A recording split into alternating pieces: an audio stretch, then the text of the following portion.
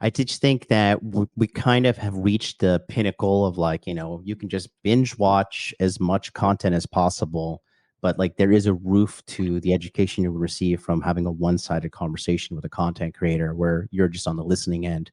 Yeah, So that's not a, that doesn't even meet the that doesn't even meet the definition of conversation, right? right. You're literally like submitting your comments to them, and they're choosing whether or not to remark on them or anything else like that. And oftentimes you're getting limited in characters to 150 characters, however else. It's not a back and forth. You're not being able to really gain any value out of that. And the most of the time, you're just reacting to some person that's on their show temporarily, some usually that's brought on their show once, right? Yes.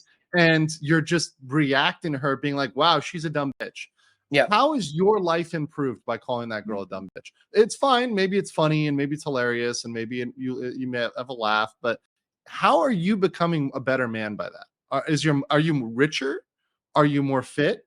Is your frame better by that? I would actually argue that probably depletes your frame. Yeah. Right? Because you're so focused on critiquing these hoes that you're not worried about your own mental health, right? And your own, well-being, right? So all of these things put together, it's doing shit for you. It's doing jack shit. And I get that there's a phase in the red pill process where you may need that to a certain extent, right? You need to go through the red pilling and, there's a week or two of that you can do to get it out of your system, maybe a month, but you got to move on to improvement. And these guys are helping you improve. And the guys in the network that help you improve really, like, truly help you improve and not just sit there and jerk off to dumb hoes, right? Yeah. Because, that's the road that a lot of these red pill guys, quote unquote, red pill channels are leading you down. It's just this channel is sitting around and laughing at these dumb hoes, but not actually working on your life. Yeah. Yeah, and I didn't have solutions to it, but I could see this like when I first got started, which is why I was really kind of, not that I'm the greatest marketer in the world, I'm not at all, but as far as how I want to brand myself to help guys out, it was really important for me to stay away from a lot of certain things that go on YouTube.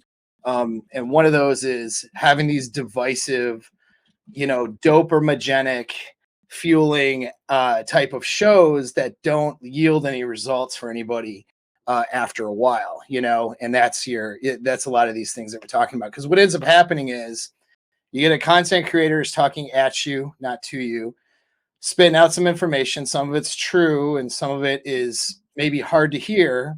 And then the stuff that's hard to hear or maybe a little bit divisive, that gets all the attention, that gets the likes, because the audience thinks it's the illusion of action. They really think they're getting something done by watching some idiot, say something and then everyone dunks on her or whatever, right? So they think they're accomplishing something when they're really not accomplishing anything.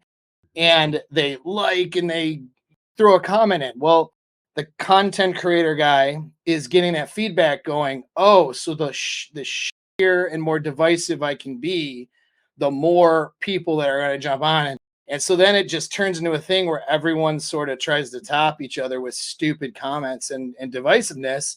And there isn't anybody, you guys are different, obviously, and me too, but there's an element of like a thumbnail or something that is attention grabbing, and that hook line that sort of brings somebody in to be curious, and some of that could be a little divisive. But when we get into the content and what we're advising men on, it's actionable things that help them.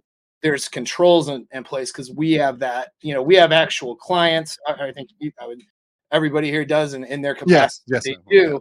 So like our thing is like, I'm dealing with clients who pay me money to help them solve problems and level up different areas of their life, things that I'm good at. Right. So knowing that when I go on YouTube, I'm here to help guys out with actionable information. Whereas not everybody's doing that. They're really trying to get more subscribers and likes, which we would all like too, but they're doing it by that divisive stuff that drives short-term, boosts and viral videos, stuff like that, but doesn't lead results for guys.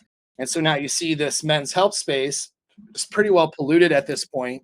That's a good word, Paul. Polluted is a good word. That's why it is a very good word. It's like the Exxon Valdez of bad advice, like there's all this like shit in the ecosystem. And, I can say in the beginning, having been around for a while, and I was there as a lurker and a watcher for a long time before I engaged in MLD's community, a long time.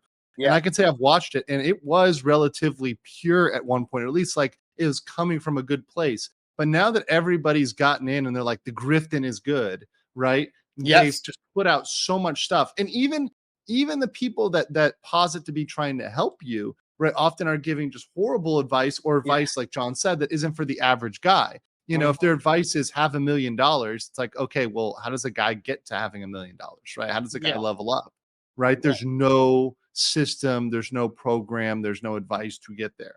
It's just, okay, well, have $1 million and make a really good Instagram. Okay. Take steroids. It's like, okay.